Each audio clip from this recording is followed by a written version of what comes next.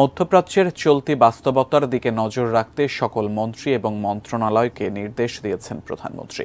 বাংলাদেশে এর প্রভাব কী পড়তে পারে সেটাও খতিয়ে দেখতে বলেছেন তিনি। আজকের মন্ত্রিপরিষদ সভায় এসব নির্দেশনা দেন প্রধানমন্ত্রী শেখ হাসিনা। সভা শেষে সংবাদ সম্মেলনে মন্ত্রিপরিষদ সচিব মোহাম্মদ মাহবুব হোসাইন জানান, মধ্যপ্রাচ্যের সংকট দীর্ঘমেয়াদী হলে বিভিন্ন সেক্টরে যে প্রভাব পড়বে তা মোকাবেলার প্রস্তুতি নেওয়ার নির্দেশও দিয়েছেন প্রধানমন্ত্রী।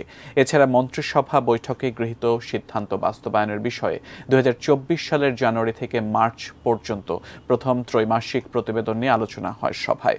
প্রধান নির্বাচন কমিশনার এবং নির্বাচন কমিশনারদের পারিতোষিক ও বিশেষাধিকার আইন 2040 এর খসড়া নীতিগত ও চূড়ান্ত অনুমোদন প্রসঙ্গেও আলোচনা হয় সভায়।